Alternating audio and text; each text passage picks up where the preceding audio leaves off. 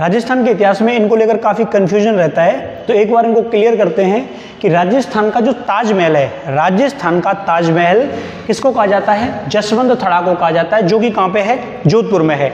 ये तो बच्चों को मालूम रहता है, लेकिन राजस्थान का दूसरा ताजमहल, सेकंड ताजमहल जो है वो किसे कहा जाता है?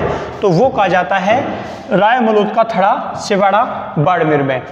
तीसरा सवाल बनता है बिल्कुल हूबहू ऐसा ही कि राजस्थान का छोटा ताजमहल, याद रखना है आप लोगों को, यह है राजस्थान का ताजमहल, केवल ताजमहल, यह है दूसरा ताजमहल, फिर है छोटा ताजमहल कि राजस्थान का छोटा ताजमहल किसे कहते हैं? तो यह है अवली मिडी का महल।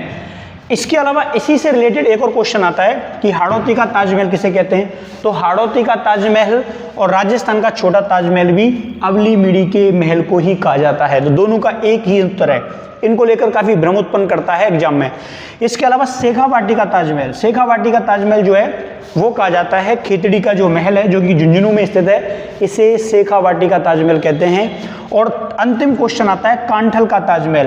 तो कांठल का ताजमहल जो है वो है काकपीर की दरगाह, प्रतापगढ़। एक दरगाह को ताजमहल के रूप में दिखाया गया है, इसलिए यहां से कई बार क्वेश्चन देखने को मिलते हैं। आप लोगों को ये बिल्कुल हूबहू याद होनी चाहिए, क्योंकि एग्जाम के समय इनको लेकर काफी भ्रम बच्चे में रहता है कि पहला ताजमहल कौन सा है, दूसरा कौन सा है, छोटा कौन सा है, हाड़ौती का ताजमहल कौन सा है, शेखावाटी का ताजमहल कौन सा है और कांठल का ताजमहल कौन सा है।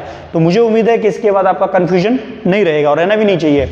ऐसे अगर सवाल हम गलत करेंगे तो फिर मेरिट में कैसे आएंगे बताओ? तो उम्मीद है समझ में आ गया होगा, ठीक है।